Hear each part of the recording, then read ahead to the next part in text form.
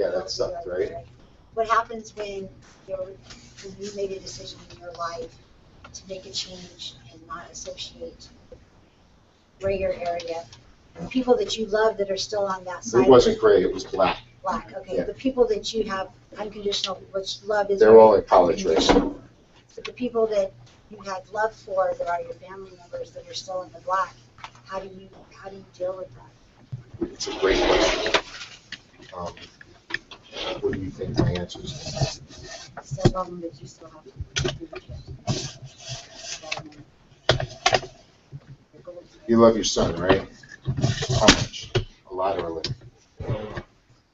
What does that mean to you? To me, when I love I look at my children, what do I do? I can't say any of that word. Yeah. I would do anything for my children, including removing myself from their lives if that was going to put them in harm's way. What I've done is I've removed. Tony. Yes, sir. How many of my family members have you met? Outside of my wife and my children? None. That's your answer. And Tony's one of my dearest friends. You know, we had a conversation about a year into our friendship. I sat him down. I said, hey, man, this is my background. Just got to let you know that there's some dark shit in my background. And you might never meet these people. So when you say, where are your brothers? Where are your, how come I never met your father or your uncles? Or you might, and then my kids now, they call him Uncle Tony, right? They have a new Uncle Tony. You know, here's the only way to move forward. So, and I'm gonna segue into this. Do you guys understand that truth means the truth of where you are?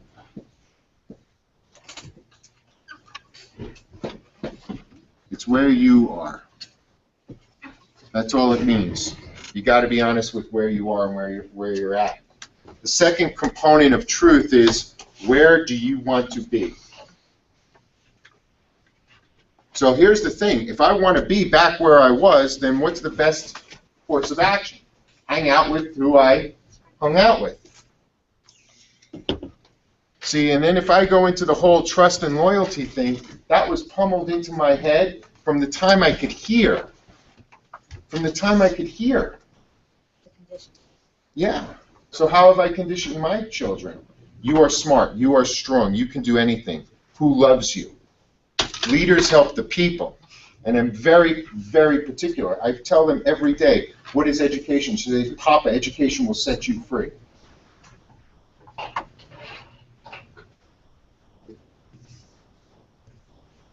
So we go from truth, we find out where you are, to education. And education for us is defined simply by this.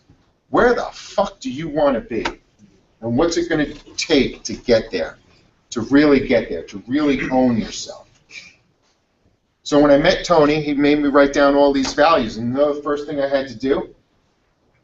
When my grandmother came to me and said, you know, God might have a better plan. She was very religious. So that made sense to her. What she meant is, I might want to choose a different path.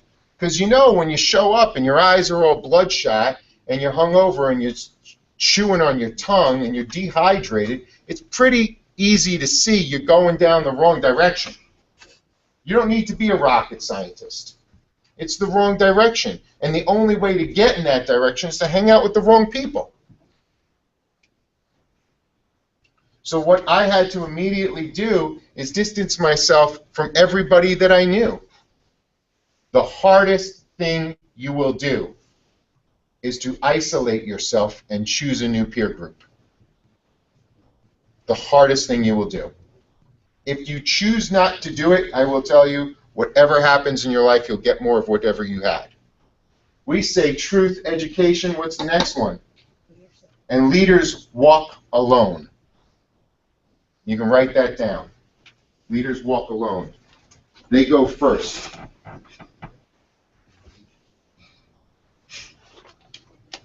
So I'll share a lot of stories. Has anybody ever heard of a gentleman named Anthony Robbins? You have? Okay, cool. You've heard of him? So he does this really cool thing. I met him when I was 19 years old. I listened to a bunch of tapes. And it wasn't my grandmother wasn't the first person who said, you better fucking straighten out your life. My friend's father, my best friend's father, was a chiropractor. And he said, I know I'm a terrible father. I know I don't have a lot of credibility. I've known you since you're 11 years old. I know you're in school. He said, but Peter, you're the smartest kid that's ever hung out with my son. He sat me down. He said, and I don't know how to influence you, but I do know one thing. You're going in the wrong direction. Like, I don't know about my direction. Dude, you go to an office. Me, I'm out wherever I was. I was out and about, right? I know life. I know how to figure it out. I know people, you know, I've got money. You're always broke, and you're a doctor. It made no sense to me. Because I valued the wrong things. You know, I valued a really pretty, shiny car over my own personal integrity. You know, I valued really smoking looking women over my own integrity. Does that make sense? So he introduced me to Tony Robbins. We did all these things, and it was cool. But Tony does something that's really interesting. He does this, what's called a fire walk. So if you've ever heard of him, and I'd love it if you'd find time to maybe Google him, and you could see one of these fire walks. So there was this opportunity that you have to walk on fire. Now, I practiced martial arts up until I was about 23 years old, and I used to teach martial arts. And in the United States, how you teach Taekwondo is you teach it through a belt system. You guys familiar with that? They don't actually have a belt system in Japan. It's just you train with a master until you become a master. And you become a master when you start to train others. It's really cool, much cooler than here. But in the United States, we have to monetize everything, so we have a series of belts, right? So my kid gets a white belt, and it's a big celebration, you know, oh boy. So I thought it would be cool, you know, to start to teach martial arts. And you know, it takes, you got to go into like a green belt or a brown belt before you break boards, right? Because there's a special technique. And, you know, you've got to become a black belt or a first, second, or third degree dan before you ever walk on fire. Like, how would you do that? Then I met Tony Robbins, and he teaches people how to walk on fire within the first 8 hours of meeting. Not just walking on fire, 2,200 degree coals. Now I've done it 47 times. I did it maybe 15 times as a participant, but I didn't do it for the first 10 years that I knew him. I met him at 19. I didn't do it till I was 29. Trippy.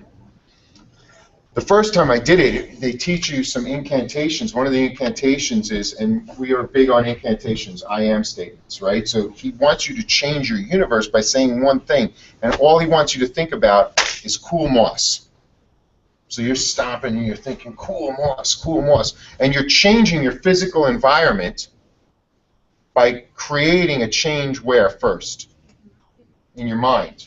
So what happens is, I plow across the red-hot coals, and then you get to the end and you celebrate. Like, oh my God, I did it, right? And they hose you off, and nothing, no burns, ever. Stoked, right? So I get really big into his culture over the last 30 years, and Tony says, listen, Peter, I'd love it if you would start to be part of, and they call them fire lanes. If you'd be part of the training process in the fire lanes, keep the participants safe. Because if you could imagine, we'd have 30 lanes with 300 people each, and there'd be 9,000 to 12,000 people walking across fire. Do you have to organize that? Yeah, because if you fuck it up once, you're never going to get to do it again. He's been doing it for 35 years. So they train me to change not only the state of mind of the group, to make sure that we're manifesting in our minds, no one's getting burned on our lane. This is my watch, nothing's happening to any of the people I'm working with. So at first I come in and I'm a participant in the group, not the leader of the group. So it's cool, you know, and I'm watching everybody, you know, and so, you know, you're what's called an angel, and you're just staying with the person as they walk across. There's two angels on one side, and the lane might be this wide, and we're going to stay in sync, and our goal is to make sure she walks across, and because she's so fucked up in the head and in state that sometimes they wander into other people's lanes, you know, so you got to keep them going straight until they get finished and they get hosed off, and then we run back to the end, and then someone else comes across, and you do that 300 times, you're exhausted by the end. So what do you think we're doing? What do you think our energy exchange is? Our energy is only focused on the one person getting safely across the lane. But the leader's focused on all 300 people. Right? And Tony's focused on all 9,000 people. So two things happen. When I learned to get that immediately, but after the first or second time, they said, you got to be in control of the lane because you're really good at, you're a great leader, whatever the hell that means, right? So now I'm in control of the lane. So the first thing, hey, can I get a few volunteers? 3. 1, you volunteered. 2, is that cool? 3, 4, come here. So let's pretend that this is a fire lane, right? And you all are going to stand right here. So the first thing you're going to do, right, is you guys, you're skeptical. You're like, what's the scam? Where are they going to step? Is it cooler in the middle, right? We're trying to figure out the process. Because there must be a process, because there's no way a human body can walk on 2,200 degree coals and not get burned. So what's the first thing we do on the fire lane? I give you a piece of paper and I say, write your fears down. Whatever you're afraid of, whatever you're willing to change, whatever you're willing to commit to change today, I want you to write it and I want you to throw it on the fire, right? So you write it down and you throw it on the fire, and you're trying to aim it someplace where you think it's going to, and what happens when the paper kind of hits right here, when it's 2,200 degrees? It catches fire, and all of a sudden you're like, whoa, it fucking burned before it got to the end. So here's what happens. When I'm part of the crowd, what am I thinking? I gave it an incantation. I'm thinking cool moss, cool moss, cool moss. I'm getting in state. I'm getting all about getting over my fear, overcoming whatever I want, and making a change in my life immediately. So that's the 8 hours of preparation, and we come out to the lanes. So my job is to hold you all back, right? And then I put someone else in front who continues to hold you back, but I have to teach you how to go across the fire. What did I say about leaders? Leaders stand alone, right? Leadership is something that stands alone. We stand apart as leaders. So now that I'm the leader, and what else do leaders do? Leaders go first. They go first. Now it's me going first. And what do I have in front of me? Skeptics. Because as you pull up to the fire, what do you feel? The heat. And 30 lanes of fire with 2,200 degrees of heat. Is it a lot of heat or a little heat? It's a lot of heat, and it generally takes place in a parking garage with about 15-foot ceilings, you know, and that hot air is in the whole garage. And you're like, holy cow, man, and there's drums beating, but the first people in, they're not the people who believe the most. They're the people who, as they get to it, their capacity to understand starts to kick in, and their blueprints, their old blueprints, show up. And they're like, fire equals danger. And I'm here as the person, now I have no support behind me, because you guys are hoping that I get burned. So you don't have to do it. You're hoping to figure out the scam. You're looking for the spot to touch. So when I turned my back for the first time, I realized that the energy was completely different. In the crowd, we were one community, really excited, moving forward, all committed. And as I got closer to the front of that community, I was really the person who was kind of now not part of the community, the person who just wanted to see what was going on. Then I stood in front of the community and held the community back and tried to keep their excitement in check. So the first time I went across, I had no support. None. Everybody was waiting for me to get burned in the front. And because we're influenced so greatly by the front of the room, not the back of the room, it didn't matter what everybody in the back who wasn't experiencing this was feeling. They're still all chanting, cool moss, cool moss. They're beating to the drums. They're making their high fives. They've got their paper in their hand. But they're 20, 30, 40 people deep, because each lane has 300 people in it. So they're all kind of talking, right? But these guys at the front, these guys are waiting for me to get burned. Because they know our brain is instinctually blueprinted to make sure that we let others experience danger so we don't have to. So we don't have to make the change. It was the trippiest moment of my life, because these guys who are standing in front are the ones who I call the non-supporters. Now, my job as a leader is to convert them not only to supporters, but to believers. So I've got to come around, walk through the lane, not burn myself, walk back, and reanimate them to get them into state so they don't burn themselves. Does that make sense? We move from truth to education to leadership. And what leadership means is that I'm willing to walk by myself and then come back and get everybody else. Does that make sense? And that's leadership. And what we do in that moment is make a decision as to who we are as a human being. Where do you want to go? How far are you willing to go? What are you willing to do to actually change your life today? Now here's the problem. The problem is these guys are standing up forward, and I come back, and now I'm trying to get you back into state so you can make the journey, but you can't actually see the change that just happened in my head. Does that make sense? Because when you commit to a change, when you commit to being something more, does the world open up, say, aha, here's more money in your checking account today? No. What it's going to do is it's going to test you to make sure that you really want that change, right? How's the world going to test? How's the world going to test you? If I want to be a leader, I had no idea that the people up front were not going to support me. I was used to being the crowd, right? I was used to being the people saying, cool muss, and I ran across those fires 17 times. It was awesome. I'd celebrate. I thought I was changing my life. My life didn't change until I chose to be a leader. All I did was copy other people. And even though it was really cool going across the fire, it didn't change me until I had to go first. Because I had such a deep imprint, a deep blueprint of who I was and where I was from. It was just something that I overcame. I'm like, okay, cool. Now, I get this.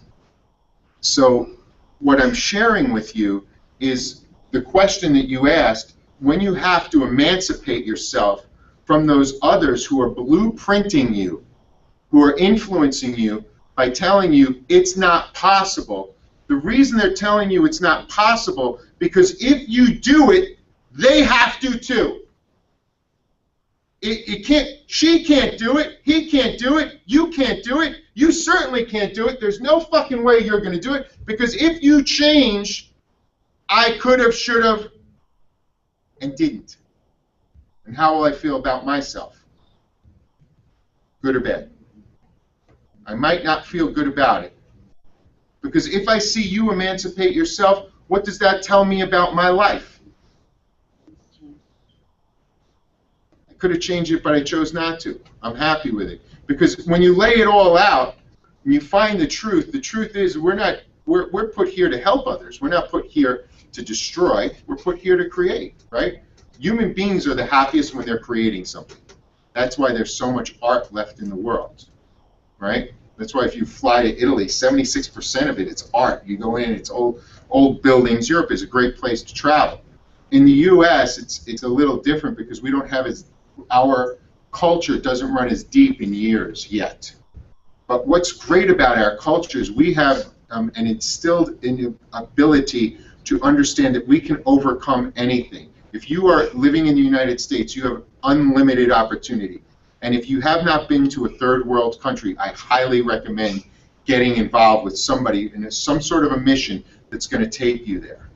Because when you see the disparity of the way people live in India, or you see the disparity or the difference, the way people live in China, or the way people live in third world countries around the globe, and understand that in our worst, there's nothing as bad as what's happening there. So here's the thing. First and foremost, these guys were the skeptics that will turn into supporters as soon as you go first. But then your job is to come back around, and your job is to say, hey, man, you can do this if you choose to. What's going to make you choose to? Because my job is to make sure. What's your first name? Jesse? Awesome. That's cool. So tell me, what's going to make you want to change? What's going to make you want to walk across the fire with me? What's going to make you understand that as soon as you walk across that fire, you can do anything? And that's what you do with and that's how you lead, right? You lead by grabbing someone, making sure you're holding on to them tight, and you just keep them smiling, and you keep them smiling, and you keep them smiling, and all of a sudden, right, you're walking down, you're saying, you could do this, you could do this, you could do this, I want you to look behind you. It's done. Because they don't know, and as a leader, your job is to walk with them. But who do you have to start walking with first? You have to do that same thing to yourself. You have to just, what's your first name? Mike. Mike. Mike knows the game already, right? So first thing he did is lean back. Watch, you see his thing, he's like, lean back, because Mike is really not really prepared to go yet, right? But he's still leaning back as I'm taking him forward, because Mike's like, man, I don't know, because I don't really give a shit about getting burned. I've done that before. You have no idea about the fires that I've walked through in my life. You're awesome, man. Thank you. Do you understand? You're going to run into that thinking in yourself. You've blueprinted yourselves to become something, whatever it is, whatever has led you to this moment. Whatever has led you to this moment is because of you. And that is the first component of truth. Every choice, every decision that you've made has led you to this moment. And as soon as you can take ownership of that, then what does that mean for the rest of your life? You can choose to be anywhere you want. You know, and that's the only thing I got out of my grandmother's conversation. And it was the worst to try to emancipate myself from the people who said that they were loyal to me, that they loved me. You know, they had to jump back into my life to help me emancipate, right? Because you're going to have people that are really aggressive about keeping you where you've been. They're going to be really aggressive. And you're going to have to find somebody in the group who's going to champion your escape. And that starts with you, but you're going to have to get other people on board. Does that make sense to you guys? Cool. Thank you very much. Appreciate you. Does that make sense to you guys? So the first thing is we want to find out the truth about ourselves, where we are and where we want to be. So if I gave you a map and you said, man, I want to be rich, where are you? Oh, I don't know. If you said to me, Peter Anthony, I really want to go to Italy. And I said, fantastic. Where is Italy? Well, it's in Europe. Where are you?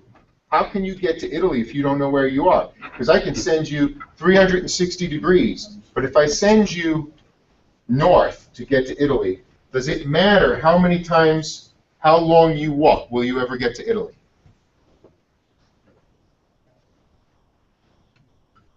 Italy is what direction? It's a bit southeast of us. Right? Now, you could walk west, and you could take the long way around, and you still might get to Italy because the world's a globe. But you've just been rewarded for bad behavior because you didn't know the right direction, so you still wound up in the place. So you might keep taking the wrong direction to do things. I have a story. There was this time I said, man, I went to so many stupid motivational seminars where they said, oh, man, if you're passionate about your dreams, you can accomplish them. So I was like, okay, cool. They said, man, if you have a plan, and you take action, you can accomplish it. So I went in, I was passionate about doing something. I wanted to change the way I look. So I said, wow, you know, it would be so cool if I could, you know, get healthy and start to get in shape. I'm going to run every day, and I want to be inspired as I'm running, and I want to see the sun rise, right? And I'm going to do it every day. So every day I was out and I would get up, and I found out, I did a little due diligence. I went to the library. The internet didn't exist yet. So I went to the library and I figured out, okay, the sun rises at 6:18. So I would make sure every day I was up at 5:30 in the morning, and I put my shorts on and my sweats on, and I'd start running. And every day I would run as hard as I could with as much passion and take as much action as necessary. And I would pass this little guy, and he's sitting in this, like, you know, this. I don't know if you remember the aluminum folding chairs. Like the real old school aluminum folding chairs, and they had like the plastic arms, and they were made like this really ugly, like nylon, stupid cup. He'd sit there in his little chair, and he had a mug, and he'd be drinking his coffee, right? And every day, right around 6:20, I'm passing him, and I'm frustrated, and I'm pissed off, and every day as I pass him, he's giggling his ass off. what did I commit to? I committed to taking action. I was passionate. I made some sort of a plan, and I committed to that plan. I took action on it. And every day, at about 6:21, what did I see as I was running that pissed me off? I saw my shadow. And every day, I run past this guy, and I'm getting pissed off. Finally, it's like 50, 60 days in, and I'm furious with myself because I'm not getting more inspired. I'm getting tired. I'm waking up earlier, I'm running faster, I'm running harder, and I'm not accomplishing my goal, which is being inspired by seeing the sunrise. So finally, I stop in the front of the old man, I'm huffing and I'm puffing, and I'm like, dude, listen, man, I know you from the neighborhood. Why are you laughing at me? And he turns to me and he says, I'm laughing at you because you must have gone to one of those motivational seminars. And you're just making me laugh. Every day I see you get up earlier. Every day I see you run faster. Every day I see you work harder. And I sit here and I have my coffee because I'm committed to something that's very similar.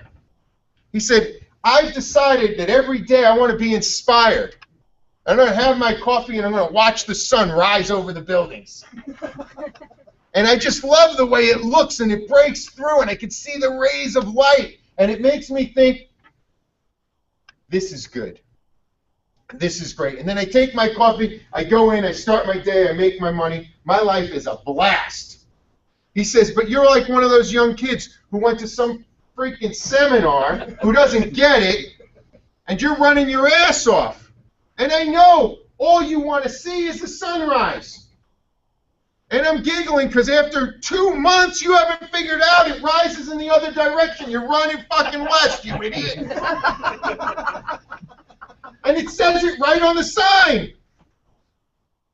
Right? You're on East 86th Street, running west. Turn around. The sun's rising right there.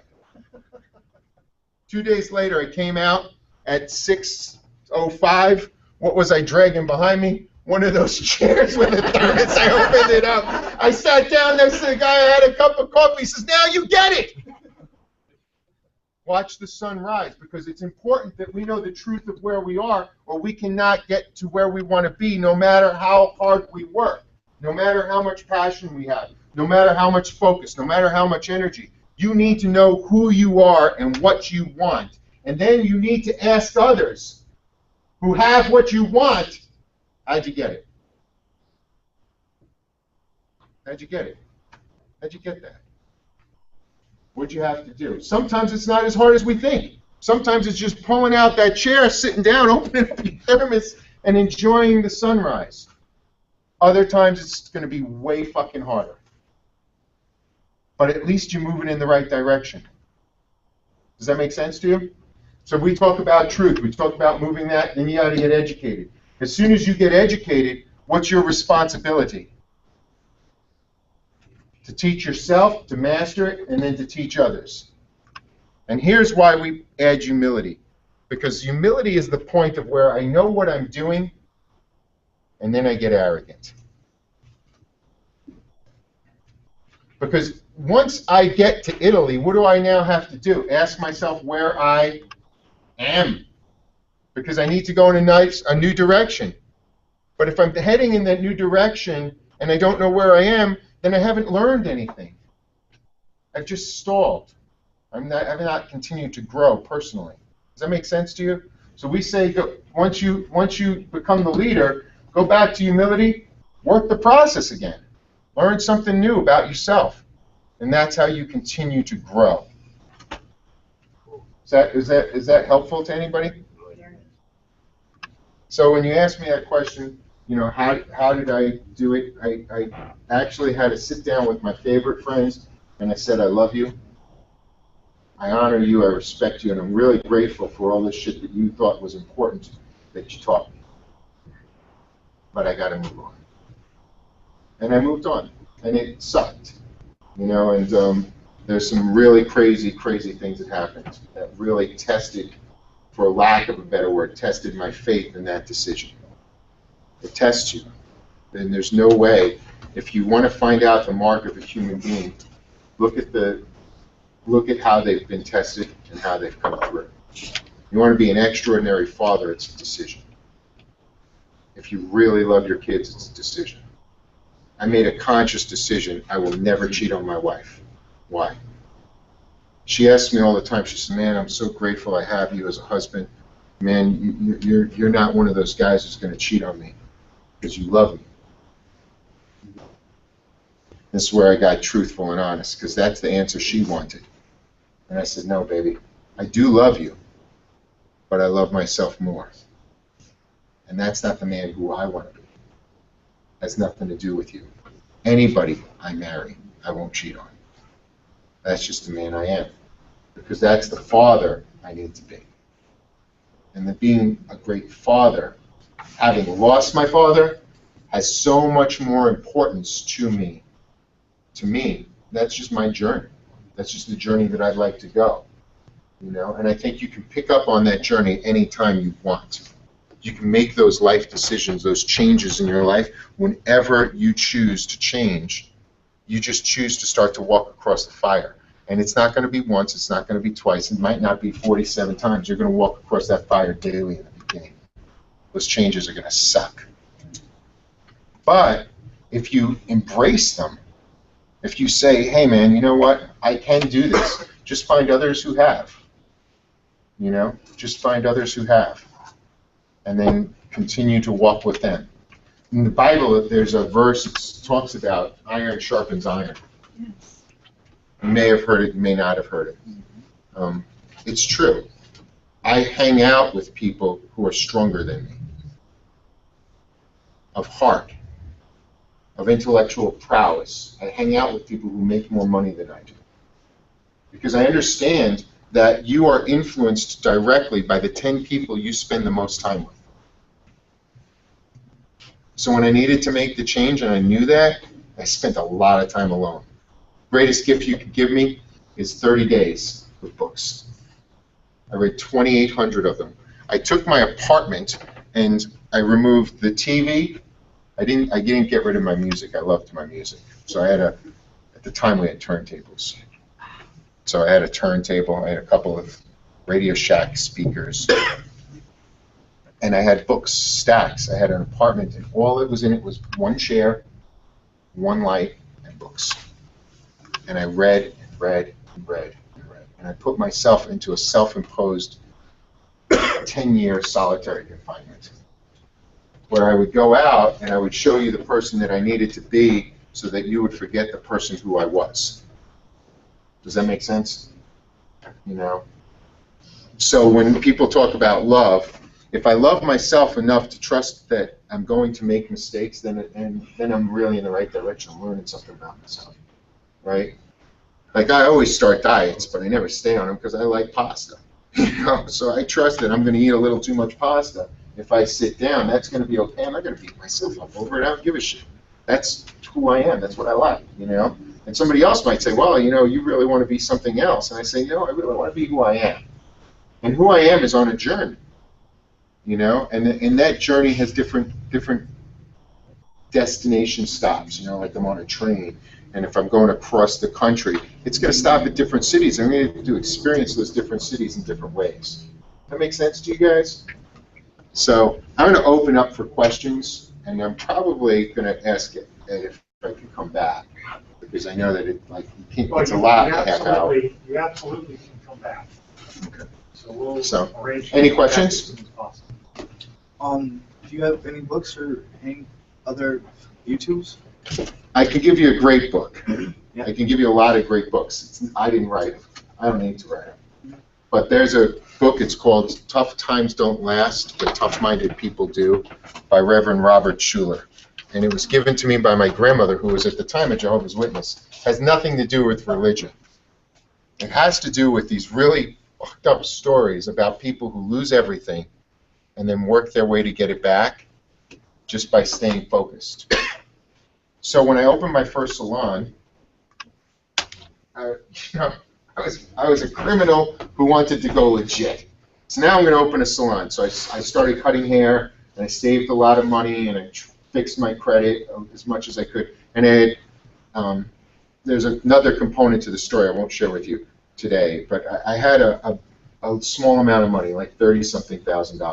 And it cost $100,000 to open a salon. I was only 23 years old.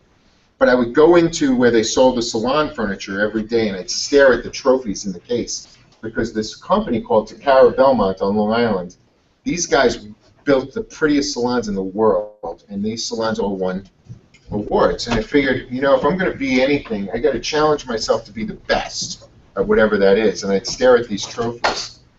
And the bottom line is, I ran out of money literally within 7 days. And it looked like I wasn't going to be able to open my salon because I was $70,000 short. So I needed to take some loans. And I remember reading this book, and the Reverend Schuler wanted to open something called the Crystal Cathedral. And it was $2 million. And he didn't have $2 million, but he created the plans, and he showed everybody the plans. And he realized that, you know, his dream was that God can be seen, you know, that cathedrals were too dusty and old, and he wanted God to be seen, you know, the light to come in. So he's calling it the Crystal Cathedral, and it was all these plates of glass. And, you know, he didn't have $2 million, and he said, but if I found 2 people with $1 million each, maybe then. He said, or 4 people with 500,000, maybe then. Or 8 people with 250. He finally got to a number that made sense. If I find 1,000 people to donate $2,000 and I can put their name on one of the pieces of glass, we can build the Crystal Cathedral. And I was like, well, that's inspiring. But how can I apply it to me? Because I'm not in California. I really don't give a rat's ass about the Crystal Cathedral. But that's a great story. So what did I do? I created a membership program to my salon, and I went out and I found 300 people to pay $300, and we created $90,000, and I built my salon debt-free from reading that one book. I read another book called The Autobiography of Benjamin Franklin. And in that autobiography has 13 precepts, 13 things that he did over a 4-week period of time that helped him change his life exponentially and become one of the greatest leaders that the free world has ever known. And when you find out all the things that Benjamin Franklin did, he started the first franchise. He invented the printing press. He invented the mail system. He was a genius. You know why? Because he looked at society, he saw a need, and then he fulfilled the need. That's what creates income, right? That was super cool. I wrote another book. I read another book. I read a lot of them. Do you know a book called Think and Grow Rich? Write it down. Think and Grow Rich by Napoleon Hill. Yeah. 1 out of every 400 people who read the book becomes a millionaire. It's easier than winning lotto. Think and Grow Rich by Napoleon Hill. 1 in how many? 1 in 400. If you ever read the book. If you survey millionaires, 98% of them have read the book. Think and Grow Rich. I read another book. It was called The Richest Man in Babylon. These books take like a day to read. They're so short and easy. The Richest Man in Babylon is just an allegory. It's kind of written like it's a biblical story, but it's not. It's a metaphor. It's a metaphor on how money is created. See, the challenge for us all is we're driven by our need for significance, our need for connection, our need for variety, and our need for certainty. And until those needs are met in some semblance of order, you never have peace in your soul. So what your soul does is try to meet those needs. You know, if just for the sake of argument, you know, when you meet any of those needs, when you meet 3 of those needs in sequence, you become addicted to that behavior, even if it's at a low level. The higher the level the need is being met, the more addicted to the behavior. Why does someone get addicted to cocaine? Well, what do they get immediately? They get high, instantly, right? If they have cocaine, what might they get? They might get recognition. I got a lot of it, right? I'm a DJ. There's cocaine in my DJ booth, right? So what do all the girls want? Cocaine. not all of them, but I thought it was all of them. It was only 20 of them, but they were all there. What do all the celebrities do? They want to come up. So what do I have? I have significance. I have variety, because every time I do it, I become less bashful, right? So I'm a shy kid. I do that. I'm not shy anymore. So there. What happens? So I have connection with people. I have significance within people. I have some variety, and I'm certain every time I bring it out, this is going to happen again. What happens? I'm completely addicted to the behavior. I'm not addicted to the drug. I'm addicted to the results of the drug within the behavior of how everybody acts towards it. But I'm addicted to a false world, but I can't break it because it's fulfilling all the human needs within me. So then there's 2 other human needs of the 6 human needs. There's growth and contribution. Well, I think I'm contributing to my friends by being really good at moving it around, by hooking them up. Well, I'm not really a dealer. I just get it sold for them. What? What is that? You know, like, why are all these guys friends with me? Well, they come in and they lay down, you know, whatever it is, 1,000 envelopes, and by the end of the night, they have none, or 5 extra, or 6 extra, and they just toss them to me. Well, no money exchanged hands with me, so I'm not really a dealer, but I'm really dealing it out because I'm addicted to the behavior that's coming with it. Does that make sense? We become addicted to the behavior of our families, you know? We become addicted to the behavior of strength. If I have a gun and I point that gun at somebody, who's in control? Right? I'm in control. Am I getting connection? Well, I'm going to use you as an example. Is that, do I have permission? Yeah. If I point a gun at you, right, we now have an unbreakable connection. I might not have been getting paid attention before, but I now have connection. I now have variety because I don't really know how it's going to end. 2 of them. I have certainty because I'm holding the gun. I now have 3. Am I addicted to the behavior? I have significance because I'm the one holding the gun. And if I'm willing to shoot it, I become more significant. Am I addicted to the behavior? I can never get out of the addiction until I make a conscious decision. And that's where truth comes in. If you know how you get addicted to behaviors, you can break them and find new addictions.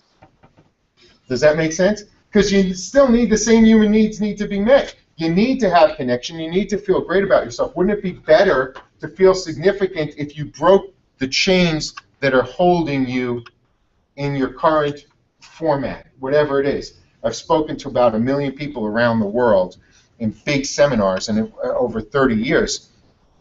If you could change one thing and emancipate yourself and allow others to see how you made that change, would that be the greatest gift in the world, even if it's just for your son? Even if it's just for you, would that be the coolest? If you could truly be in control of your own life, you know, if you study, and I would highly recommend this too, I would study and read as many books as I can on concentration camps. Why? There's 2 types of people who went into a concentration camp. Those who believed they were going to die in the camp, and those who believed they were going to be set free. What do you think the higher percentage was? Those who believed they were going to die in the camp. Those who believed that this was their life.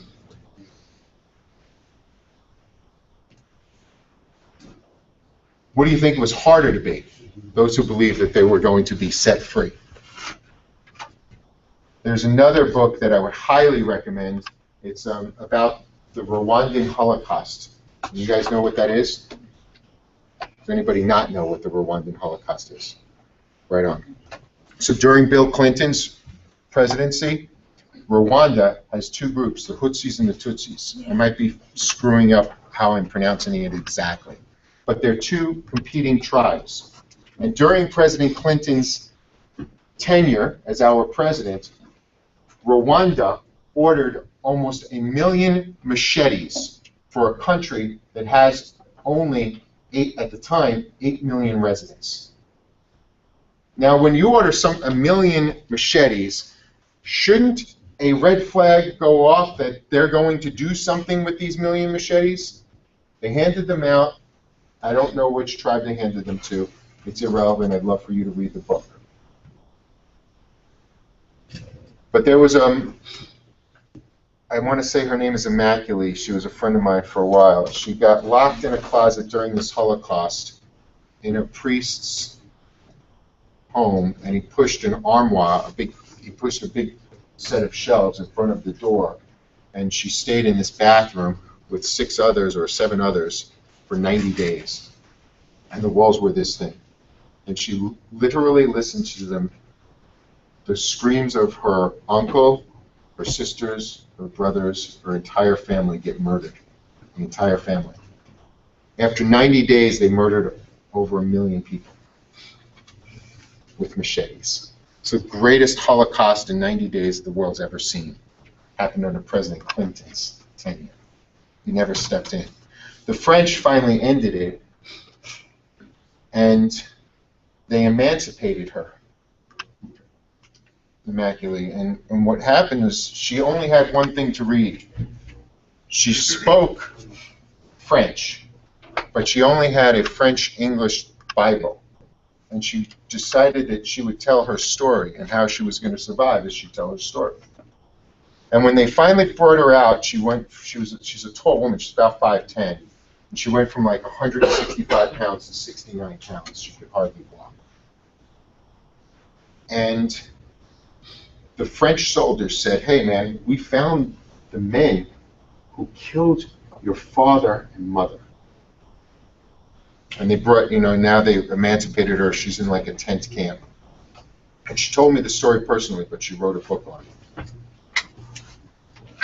And when the French soldiers, they're soldiers, right? What are they doing? They're doing what their soldiers are supposed to do. So they put the men in front of her on their knees. And they said, "Listen, we can't even imagine how this happened to your family. We will do whatever you ask of us, including execute these men right now." And she looks at the men, and you know what she says? "I only have forgiveness for you. I only have forgiveness." See, when people tell me that their number one value is love, I say, how unconditional is it? Is it really love, or is it really all of these rules? And then you just call it love. See, love is unconditional. And when you find that in yourself, the greatness of Christianity, and I'm not here to pitch it because I really could care less, but the greatness of it is the fact that within their philosophy, Jesus has the ability to forgive all of your sins right now. Right now. And the number one need of human beings is the emancipation of their mistakes. So number one need, we can't go on. So we stay in our mistakes until we feel forgiveness. But we're human beings. If you know anything, if you believe in any deity, you know that that deity knows that you're imperfect. You're going to make mistakes. It's impossible not to walk through life and not make mistakes. It's impossible to walk up the mountain and not slide to the left or to the right once in a while. There's no straight path up the mountain. There's no straight path in your life. You've got to have the ability to forgive yourself so that you can move on and forgive others. When you leave, when you emancipate yourself, the reason that they're going to stay so hard on you to stay in that culture, to stay in that group, is because they believe you've judged them. Does that make sense? And that's why it's so hard for them to let you leave, because no one wants to feel judged. Does that make sense? No one wants to feel judged. So the only way not to let others feel judged is you can't judge yourself. Right? If you're not judging yourself, then you're probably not going to judge others. So you can't be hard on yourself. I know it's like a whole nother fucking lesson, right? But you can't be hard on yourself. That's why you got to find the truth. That's why you got to educate yourself. That's why you got to move through, lead yourself, and start to lead others. But you got to do it unconditionally. Does that make sense? Any other questions? because I could take up your whole entire day, and I've got to really be respectful of your time and gracious for you guys giving me a moment to share. So, any questions? Simple, easy ones? Me and a few of my classmates are studying a magazine. Awesome. With the help of the director. Ed. Once this thing is launched, how do we get into your seminar?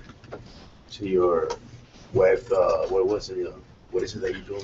It's a virtual academy. Virtual academy. So we take authors and we put their stuff online, and their courses are online. You pay a small fee, but we'll get you some passes. If you want to, if you want to really learn, and if you want to really become a writer.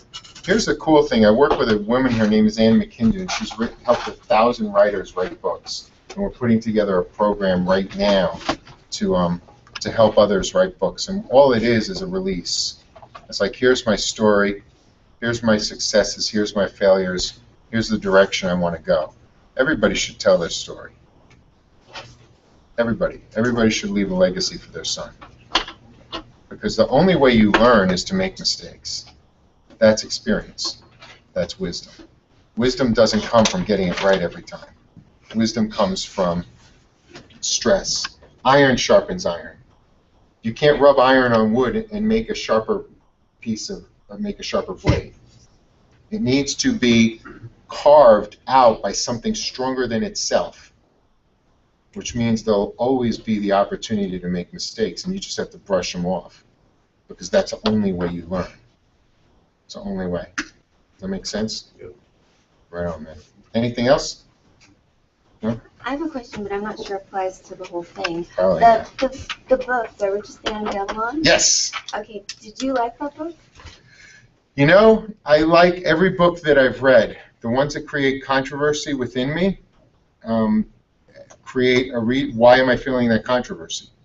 And it doesn't matter if it's the Bhagavad Gita, the Bible, the Quran. If I read a story, and that story makes me question something about myself, I have to say, why am I questioning it?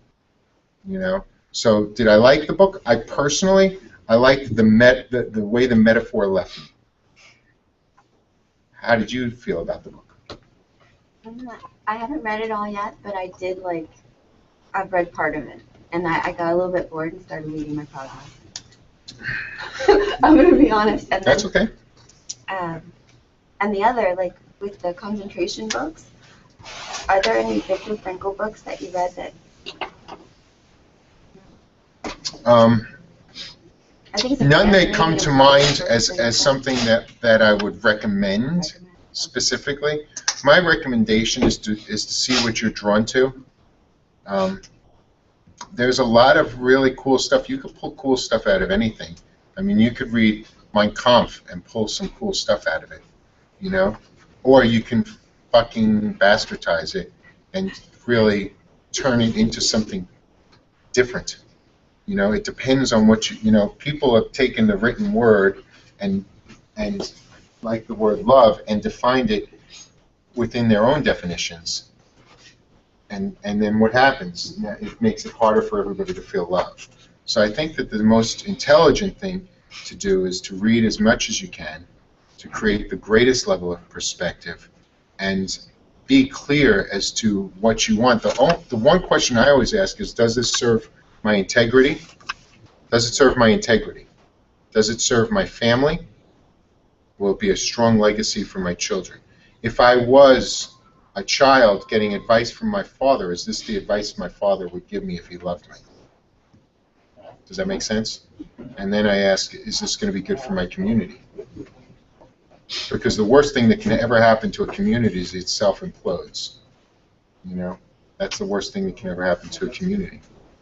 So if it in my consciousness, if it's all positive answers for those, then it's something I should really draw out. And how can I draw the positive out of every book? I don't care if it's a movie, man. I love Coach Carter.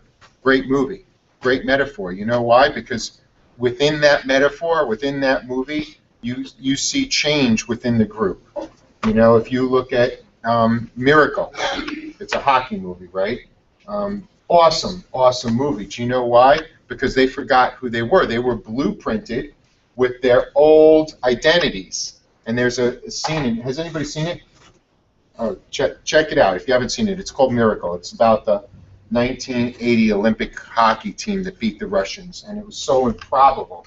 But how the coach did it is he forced them to create new identities. And the new identities were identities of one team, one purpose, to win this championship. And it had nothing to do with the talent of the team. To me, those are the greatest inspirations, you know. So I try to find books, and I watch a lot of movies. You know, that's why I think Hero is cool, because they take movies and they just drop it in and they talk about, you know, how do you create a great movie? How do you know if a movie's great? How many people, I'm a boy, I watch Transformers all the time. You know, I watch Star Trek, I watch, you know, whatever it is. I love movies. It's Star Wars, it doesn't matter. How do you know, what makes a great hero? Right. No. Triumph is the byproduct of a great hero. And that's what the hero will do. They'll triumph. But what makes a great hero? Well, it starts with down, as broke, what do you call it, conflict per se. Cool. And then True. you have to overcome that until you become a leader. Okay. What makes a great hero? Inspiration. Nope. All correct, but not the answer I'm seeking. Well, I don't know about a great hero, but I know it, like a great movie to me would be something like makes me think about how, you know, something that changes your life, you know, that makes you think. What makes a great hero? Yes, that's true. But the greatest heroes are defined by the biggest, strongest villains. The greater the villain, the greater the hero. The stronger and smarter the villain, the greater the hero.